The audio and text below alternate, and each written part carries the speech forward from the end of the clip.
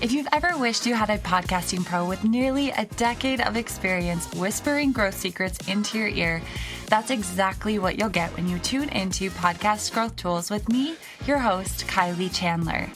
This is the ultimate show for you if you're ready to grow your podcast audience, skyrocket engagement, and turn your show into a traffic-driving, list-building powerhouse. I've been in the podcasting world since 2015, helping creators like Amy Porterfield grow their shows to over 1 million downloads a month. My superpower? Breaking down proven podcast strategies and marketing techniques into step-by-step guidance you can actually implement without fluff, overwhelm, or guesswork. On this show, we're getting real about what actually moves the needle when it comes to growing your podcast audience and using it to boost your email list growth. From actionable insights and expert interviews to behind-the-scenes secrets, I'll help you turn your podcast into a traffic-driving, list-growing machine. Grab your earbuds, hit subscribe, and let's take your podcast to the next level.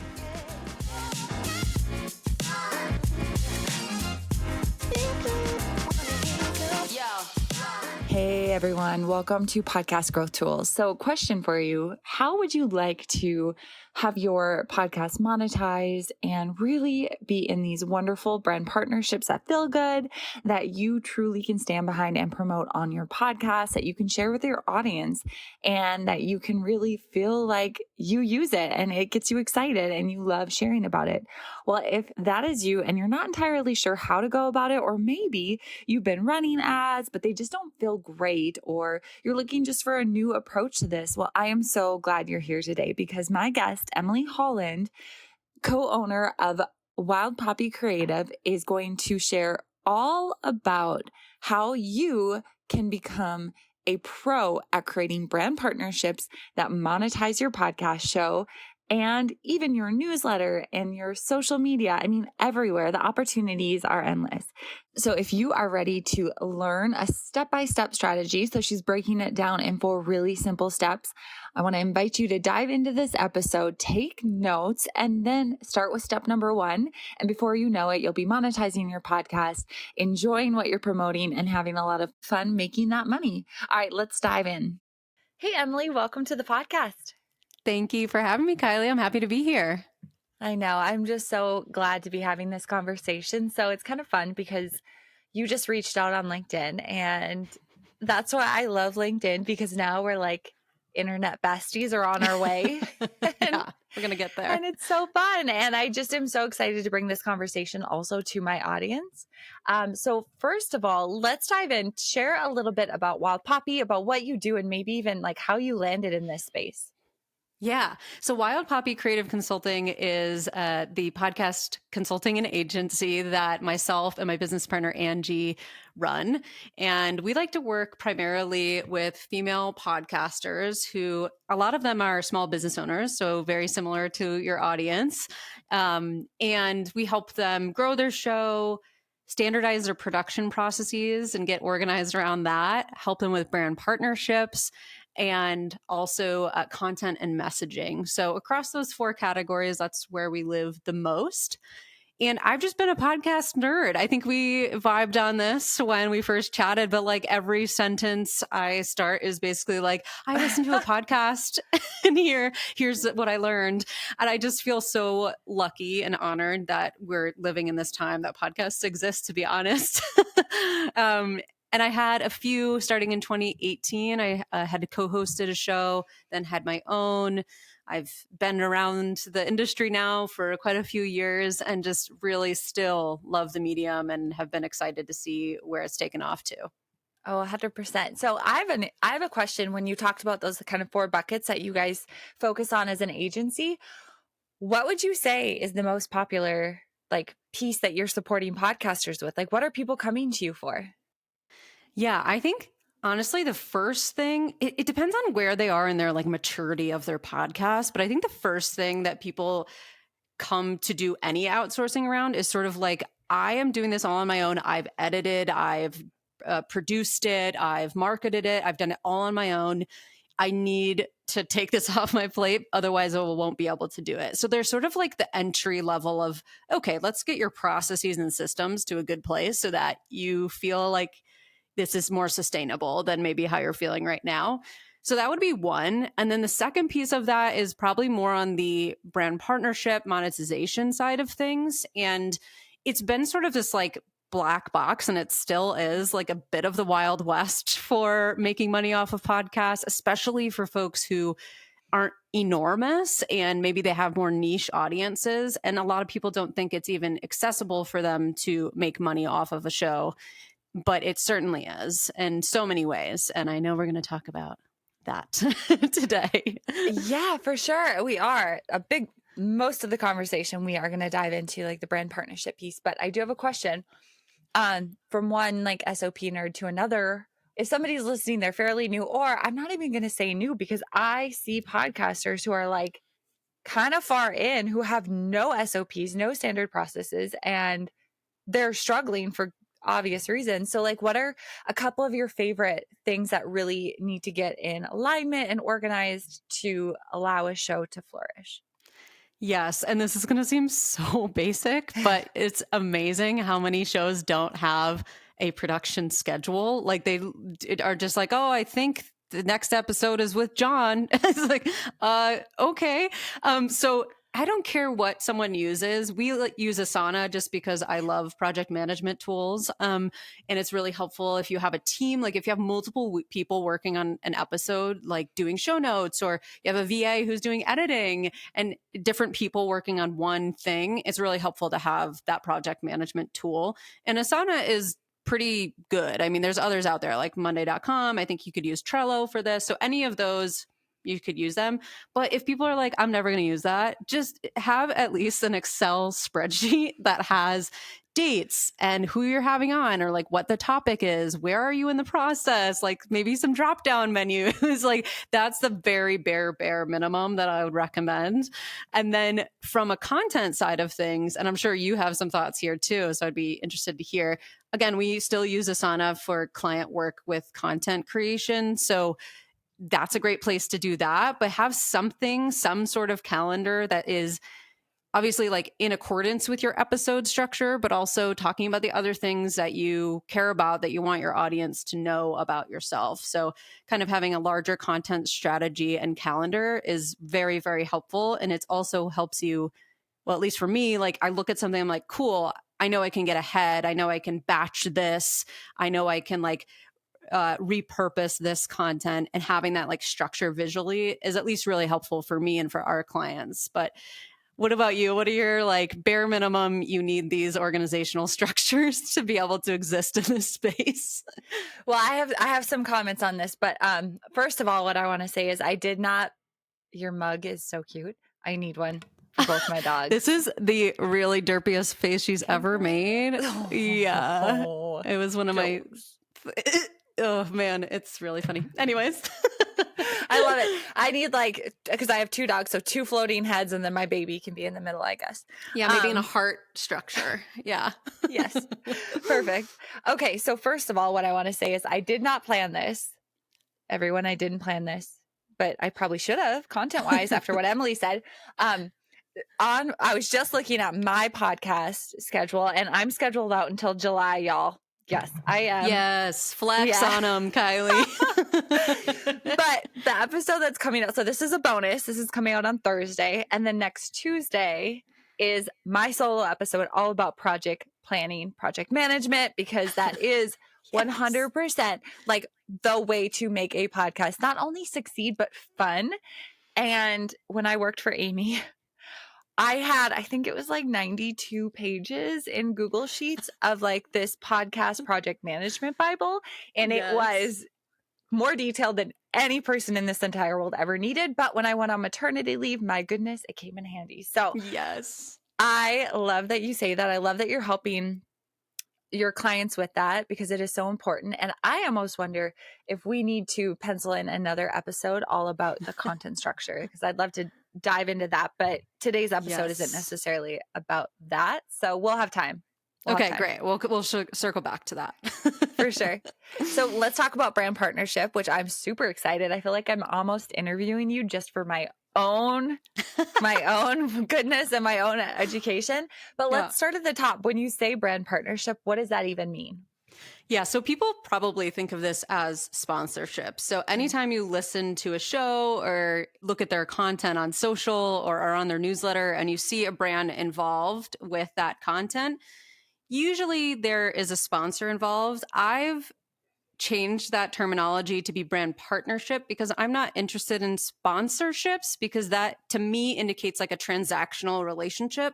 I'm interested in a partnership or relationship with a brand. I want to build long-term, trusting, meaningful relationships that aren't just like exchanging of the dollars to do the thing and then that's it. So anytime you see a creator working with a brand, I would assume that there's a brand partnership in place, unless they're just sharing about brands that they love, regardless of brand partnerships. And what I said before is so true. It is still the Wild West. Of course, there's some structure to brand partnerships. And I'm sure with Amy, I'm sure there was way more structure than maybe a more niche or indie podcaster that has, let's say, like even a couple hundred listens per episode up to, 10,000 or 20,000 listens per episode. So it can look like so many different things, but brand partnership means a brand is working with a creator to hopefully get their audience on board with more of the brand messaging.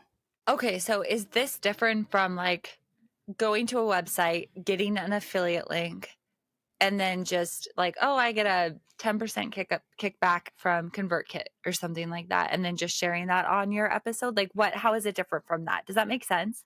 Yeah, totally. So brand partnership, let's think of brand partnerships as like the umbrella. And then what happens under the umbrella is kind of where the fun and magic can happen. So it can mean affiliate. So let's say you wanted to work with a brand, a mug brand based on my cute dog mug that I have.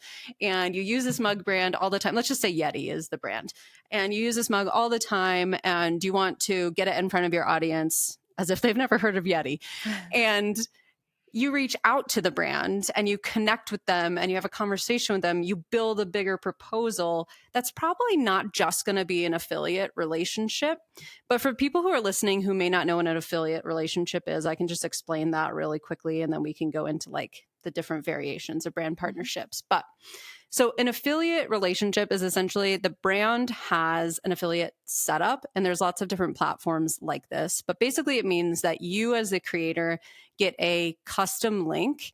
And if someone uses that link and or code on their website to purchase something, you'll get a kickback percentage. And those percentage vary widely from like 5% to 40%, depending on the brand. But that is a good way to get started with brand partnerships if you're not like wanting to do a bunch of outreach and create all these custom proposals and more deliverables. Especially if you're a company that, or a creator rather, that like is making a lot of natural recommendations for things. Affiliate links are really awesome and they can be put on your blog, as you know, and like in your show notes and your YouTube description. They can be put basically everywhere that you're talking about any brands. And then you get that kickback if someone purchases. And that can be the partnership in itself. Like if you just want to do affiliate, that's totally fine. What I think is more fruitful and fun, just personally, is working with a brand to say, okay, like we'll talk about you on the podcast. We'll do some podcast ad reads. And then we're also going to do like a custom piece of social content that we'll talk about this other objection that you usually get from some customers. And then we'll also include you our newsletter where we sort of have like a rundown of sponsors per month or something like that, where there's this more like flywheel creative content effect. That's where I see a lot of the fun and the creativity happening with brand partnerships, but also I see it working much better because there's more touch points for the audience to consider the product and the service. For sure. So what kind of podcaster can be using this? I mean, do you need like 1 million downloads to make this work? No, you don't. It's the answer everyone wanted, right? So you don't need any download. You could be launching your show in 3 months and you don't need any downloads to do this. So I would say if you feel that your audience would really love to hear from certain brands, like it is never too early to reach out to those brands and have a conversation. obviously you won't be able to show them any data of like downloads or, social metrics. Maybe you already have some sort of following that you could sort of estimate what you think it's going to be. But the right brand fit will believe in the product that you're putting out there and may come on board as just an affiliate for now, and then they'll see how it goes, and then maybe you can go back for like more of a paid relationship further on, or maybe they'll help you just do some giveaways for now, but then you can reconnect in a couple months once you've launched. And maybe some of them might be like, I just love the story of what you're telling and we want to support that. So it's totally possible for anyone at any download number to be able to create brand partnerships.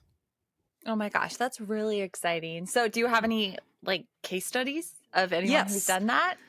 Yeah, I actually did it myself on a show that is so niche. So I feel like if someone can do it on this show that I created, then I feel like anyone could do it. So I was creating a podcast. This was my second podcast. So I did have like an example of, hey, I've been a host before. I know how to host type of thing, which is helpful, but it's not necessary entirely. And I was creating a podcast about sobriety in the outdoors. Very niche topic. And a lot of people don't want to listen to that because it's also a very sensitive topic. So it was a little bit of a challenge to message to brands to say like, hey, we're trying to do this thing. I'm trying to do this thing. I think it's going to be really helpful for the community, yada, yada. And so I reached out to a few brands that I had admired or thought were doing cool things, storytelling in the space. And we can talk about like how to create that, dream list or whatever. But I reached out to a few and just kept sharing too in my circles, like, hey, I'm doing this thing. If you know anyone who wants to support it, like I'm definitely open to those conversations. So I both casually and then like very formally reached out to brands. And I did end up meeting with a brand who it just so happened that the brand marketer was sober in the outdoor industry. And he had a budget for more of those like high impact storytelling marketing efforts. And that worked really well because he's like, I don't even really care what the downloads look like. I just want to support this project that you're working on because it's important to me and therefore important to the brand. So having those conversations and trying to get to the root of like, what are your goals? What are your needs? And not just from a brand perspective, but who are you, brand marketer? What do you care about? Like, what are you goaled on? So that was great. And then through those informal conversations, I went running with a random person I met on Instagram here in Boulder, and she so happened to work at a local chiropractor, and that local chiropractor wanted to support the project as well. So these things can happen even before you're out the gate, and just like having those conversations early and often as much as you can is the key to that. This is so good. I love this. So a couple things. One, I do want to talk about like creating a dream list that aligns with not only the industry that you're in, but really like what your listeners are going to want. And then also when you are reaching out directly to maybe the decision makers, like what are you saying to stand out? Yeah, so we can start with the dream list, which is kind of a fun exercise anyways. Like if anyone's even thinking about a creative endeavor and maybe they're listening to this show to make sure they're all set up for success for that start, then this is a good practice for anyone to work with. And it might not be a dream list of brands, but it might be a dream list of like collaborators or something like that.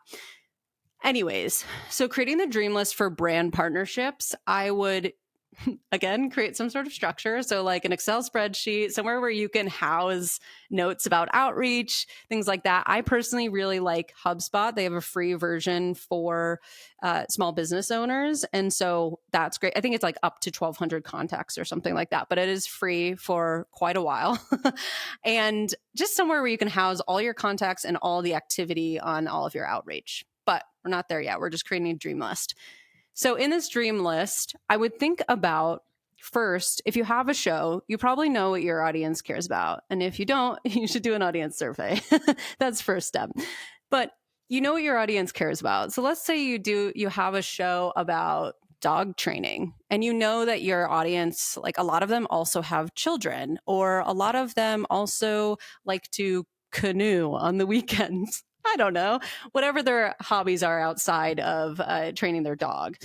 And so you might create a list of like, cool, I love and use these products in the very specific dog training centric type of space. Maybe it's like one of those poop bag holders or a type of treat or a clicker or some sort of collar, whatever, very specific to that niche. So that should be like 70% of your dream list. So create that list, things that you already love and use on a daily basis. Create that list of those folks. And then right next to it in notes or whatever platform you use, like, why is it a good fit for that brand to work with you in particular? And then like 20 to 30% of your dream list should be products and or services or tech that, again, you use, you like, you could feel really good about recommending, but might have more to do with like your audience's other hobbies or the things that they might care about as well beyond dog training. So I like to say that because endemic, which means like specific to the category that you're focused on, like dog trainers and people who care about training their dogs, that is the easiest in. But what could be more fun and interesting is like bringing a product in front of your audience that maybe they didn't know about, but they're going to like and care about. Or maybe you're like a running podcast and you really care about sustainability and you want to like bring more understanding to like EV cars or solar panels. This is like an example of an actual client that I have. And so we have, the solar panel, the EV car, we have maybe the reusable battery type of brand partner, but then we have, brands that are in the running space as well. So go back to that daily usage of what you really are excited about from a brand perspective, create those notes about why they're a good fit. And that is your dream list to start with. Oh, this is good. This is just helpful. And I love keeping the notes because as you grow and as you reach out, so what are you saying to them when you're reaching out, and how often are you following up? And then when do you eventually just give up? Yeah. Well, first, I just want to say that a lot of folks, although people listening to this might be more inclined to understand that like everything in life is sales because they're like business owners, entrepreneurs, perhaps. But just if anyone's out there and they're still thinking that sales equals icky, let's like reframe that entirely and just take that out of your brain because everything in life is sales. Anytime you're asking someone out on a date, you're selling yourself and your qualities. Like anytime you're in a job interview, you're selling your skills and your experiences. If you're going to buy a car, you're like selling, I don't know, your negotiation skills or something like that. So everything is sales. And in this process that we like to use, we think of it as more of like consultative sales instead of like pure traditional used car salesman sales. So in consultative sales, the goal is to find what we call the win-win-win. Like it's a win for you. You're getting paid for your efforts. You get to work with a brand, which gives you potentially clout and name recognition. The brand wins because they get in front of an audience that is primed and ready to purchase their product. And the audience wins because they get to learn about a product or service that is highly relevant to them, and they'll probably get a discount code as well. So that's a big win. So if you think about it in that way, that, oh, I'm just reaching out to this brand to try to find the win-win-win, that's a lot better feeling than I'm reaching out to just get their money. So I just want us to reframe that first. I love that. Yeah. And then in the process of reaching out, we like to use the sandwich method. And what that looks like is sandwich usually has 2 pieces of bread and some sort of yummy thing in between, whether you're a vegetarian or a meat eater. And the sandwich, the bun, should be about the brand. So focusing on the brand and what's in it for them. And then the meat or veggies, whatever you're into, is about you. So let's say we're reaching out to, I'm trying to use another, Blistex. I have chapstick on my my desk. So we're going to reach out to Blistex. That's a pretty big brand, but that's okay. So reaching out to Blistex, I might say something along the lines of, hey, Kylie, you're working at Blistex now. This is your new job. Okay. No, I might reach out and say something like, "Hi, Kylie. I hope you're doing well," or whatever. And then the first part of the sandwich, which it would be something along the lines of, "I remember being in my mom's '93 Previa, Toyota Previa, and putting on my first Blistex on my lips. And since then, I have never purchased any other chapstick. It is always Blistex for me forever." You might like include some sort of like anecdote, right? That is cute. And that is true. That is a true story. And then in that middle, you say something like, "The reason I'm reaching out is because I have this audience, I have this platform, I have this podcast, whatever it is for you. And my audience really cares about taking care of themselves. They care about self-care. And I really think that Blistex would be a perfect brand partner for my audience because they really care about that kind of stuff." Again, I'm just riffing here. And then the third is the sandwich, and that's tying it all together. It's saying, back to the brand, "I would love to hear, or I noticed this campaign on your social media about working with busy moms, let's just say. And I would love to talk more about that campaign and the rest of the brand moments that you have coming up for the rest of this year, in addition to the brand's goals and needs, and see how I can support them through these platforms. What is your availability to chat next week?"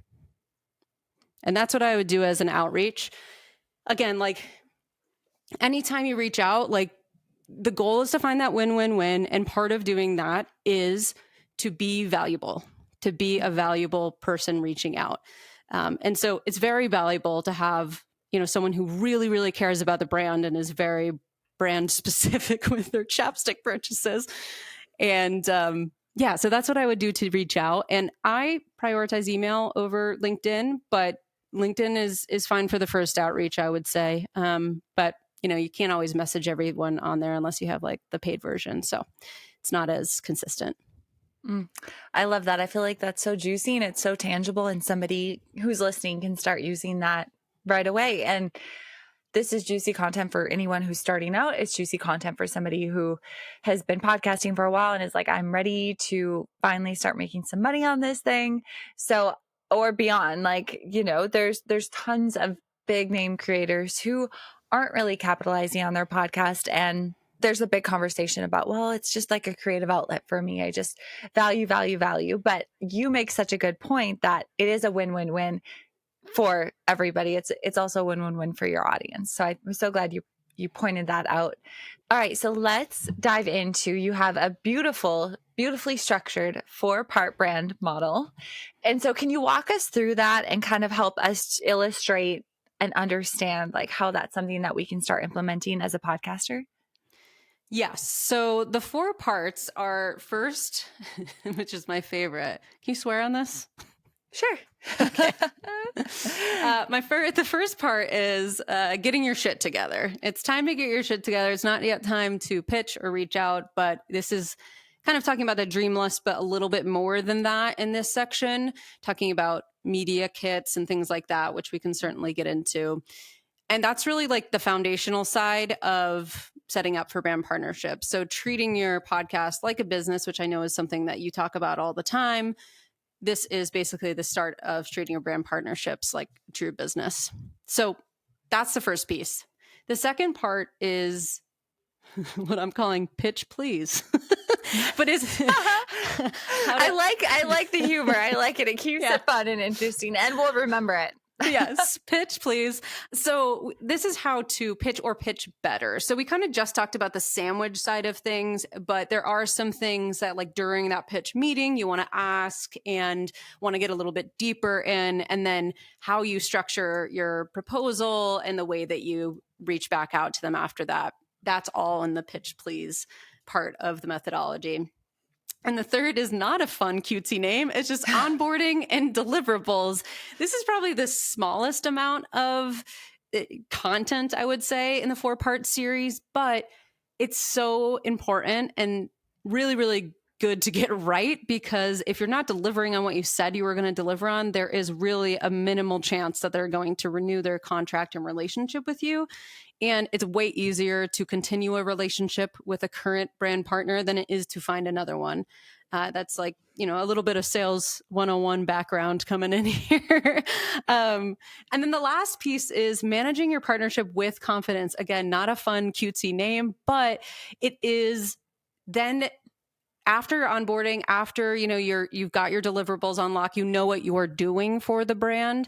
How do you manage it like an account manager, like a pro, where you're having those structured times to check in order to make sure that if there's any feedback, you're getting that and course correcting accordingly. If there's any new ideas or new brand moments that they want you to talk about in the content, then you know about that as well. And then you're really primed to have that renewal conversation with them, so that you're like ready with all of that information from that entire relationship to be like, cool, we did all of this and you said these are the things you care about. Now let's extend and expand. So those are the 4 parts, and I can dive in a little bit more to each one if that's helpful. Yeah. Well, let's start with this. First of all, we can really work on step 3 and 4. We can work on the names with time. But Workshop first of all, what kind of revenue is available? Like what kind of, let's talk money. What does that look like? Yeah. So with just affiliate partnerships, it's kind of hard to say, but with brand partnerships that I've been involved with over the last couple years, it can be 6 figures, multiple 6 figures, if done correctly and with good effort and consistency. So it can be your full-time job if you want it to be. Obviously, there's a lot of cost that comes with producing a show and having, people on the team and all of that. But it can be a full-time thing. And this is for like smaller creators too. It's not, and when I say smaller, I mean like between 3,000 to 5,000 per episode. Really? Okay. Yeah. Wow, that's really exciting. Okay, so that's exciting. And we're going to get into like how you support people with this, because as you're laying this out, even for me, somebody like me, I'm like, oh, well, I probably don't have the capacity or the know-how to do this in the right way. But hopefully a few of these nuggets you've been giving everybody will allow them to just like get started with that. But I do want to talk about media kits. How important are they, and what should be included to really stand out? Yes. Okay. Media kits, for those who don't know what a media kit is just simply a document that showcases everything about you, basically. It showcases your channels, like more about you as the host or business owner, whatever your, titles are, what kind of a following and engagement you might have, or what kind of future estimated following you might have if you're not launched yet. The good news is that once you create it once, it can kind of just live like that. And then you can update it like on a monthly basis or quarterly basis, depending on how much you're reaching out to brands. But essentially, you want to include a few things. So you want to include definitely some information about who you are. Like almost think of it as like, who gives you the right to be this podcast host or this business owner or this creator? Like what makes you uniquely qualified in this specific channel? That should be in there for sure. And then if it's about a specific podcast and not an overall platform or brand, then I would say like have information about the podcast, like who is it for? Like what does it cover? Those types of things. I like to include demographic information. So like, gender, location is helpful.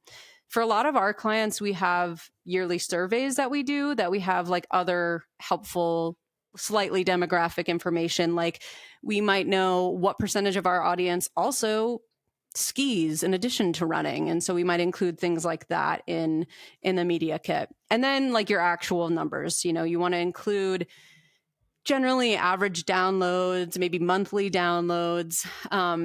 Look at your stats on the podcast platform and try to think like which one is telling the best story, because every podcast platform has different ways that they splice up data, which is quite annoying as a podcast strategist.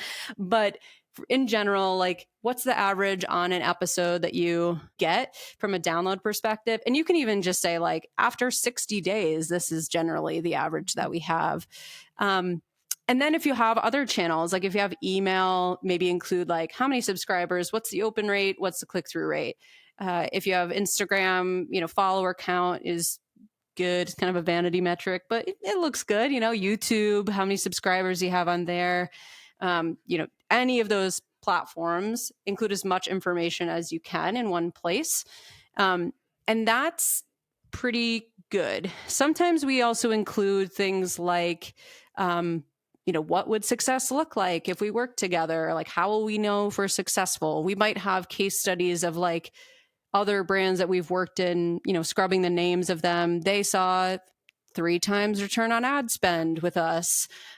We might have quotes from past brand partners, if that makes sense for you, that say like, these people are great to work with. And this is what we saw from the relationship. So you can get creative with it. It just depends on like what you have at your disposal with where you are in the process.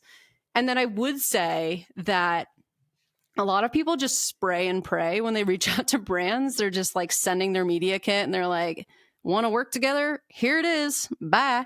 And I don't really like that. And I don't know if you've ever received something like that from like a PR agency or anything like that, but it doesn't feel very good because you're like, oh, I'm just like on a list. I'm not really, there's nothing custom about this. And so, and I know I'm going long, but I'll just wrap up this one point. But one piece of advice that I would give is that if you're doing outreach and we're talking the sandwich approach and you're doing this nice thoughtful outreach to your dream list of brands, I actually wouldn't include your media kit attached on that first outreach. And that might be a little controversial with other sponsorship type of people, but I just think that it gives someone an opportunity to look at numbers and kind of completely dismiss you if that doesn't match up with their exact expectations. What I would rather have happen is I get the opportunity to talk to them, share my story, share what I like to do, share how professional I am and how I run my shit, and then follow up with them and can share that information or even do it live in like a phone call setting type of thing. I'd rather do that because then you'll probably have a higher likelihood of people not just dismissing you based on vanity metrics. Okay, this is so good and it's so juicy. And I almost felt like you just gave, well, you really did just give like a step by step for if somebody wants to try and kind of go out on their own and do this, which is so valuable. I love a good step by step. I love a good tangible takeaway in these episodes. So what I would love to know is like, what does it look like if somebody works with you? And are there people like, do you have to have thousands of downloads? What, just give us like the whole landscape of it all. Yeah. So if someone works with us specifically on the brand partnership piece, we manage post outreach. So I've done a lot of outreach myself. I do it for all the time for my business and for other projects I'm a part of. But with our relationships that we have, we don't do the cold outreach on your behalf. So you do have to be comfortable doing that. But once that first meeting is set up, that's when we engage and we join those pitch meetings. We are an active participant in them. We help craft their proposals based on the goals and needs of the brand that they expressed in that pitch meeting. And then we help negotiate, and then we help deliver on what was agreed upon. So managing basically from the initial outreach to the end game, and then beyond, hopefully into the renewal and the continuation of the relationship as well. Wonderful. And so what does that look like in terms of, if somebody is listening and they're maybe a little bit newer, is that something that would make sense for them to do the cold outreach using the strategies you've shared and then start to work with you? And what would be the benefit of that? Or, I mean, for bigger name podcasters, things like that, like obviously it just would make sense. Yeah. So with smaller, I don't want to, well, maybe not smaller. I mean, smaller shows. Yeah, a little bit smaller shows. I would say that it's important for us to at least have a discovery call so I can kind of see where you're at. If sales is like not something that you have had any experience with before, and that's fine. A lot of people have not. So that's totally understandable. There is coaching that can happen to help with that process. Right now, we have a client who we're sort of testing out a new type of relationship with, where she's managing all of this on her own, but we're there as sort of like the coach on the side of like, cool, this is what I would say. This is how I would reach out to this person. And she comes to us with the questions and we offer guidance. So there is that, like, more accessible offering, I would say, for someone who is pretty new to this stuff and just needs that support. We could do like an hour strategy session. That stuff is all very accessible. And then on the bigger partnership side of things, we also call our relationships partnerships, but we have like long-term retainers essentially with clients, and that looks like actual monthly pay, but it also has a percentage incentive for renewals. So as renewals come in, there is some sort of percentage incentive for us as the partner in that to get a kickback essentially on that relationship. Well, I think this is such an exciting thing. And I'm so glad that we're releasing this in Q1, just because I think, setting a goal for a brand partnership of any sort for 2025 is going to be such a great goal for any of my listeners. So I'm so glad that you're sharing all this knowledge. And I love that step-by-step, the four-step method that you shared with us. So basically at this point, let's just kind of wrap it up with like, all right, where do we go from here? What, how can somebody check into what you have going on so that because I know you're constantly putting out content that is all about this, and it's all about guiding people so that they can do this and really succeed at it. Yes. And that's what I really want. I mean, I really want to say that I think that, and I post about this on LinkedIn all the time, so if anyone's following me on LinkedIn, they know this, but I really, truly believe that podcasters are changing the world and they change our culture. And I think they should be paid accordingly because they're doing that. And podcasting is not easy at all. And to have any financial support in that process can be like life-changing for the sustainability of a show. So I want everyone to feel that this is possible for them. And if it's not a full brand partnership just yet, maybe we start with, getting some product for giveaway. Maybe we start with that affiliate, just start small and then build from there. But what we can do next is we actually have a private free podcast on this 4-part methodology that people can check out. I think will be in the show notes. So go ahead and check that out. It's, like I said, free. So hopefully there's way more nuggets in there than we were able to to finish today, but that's a great place to start.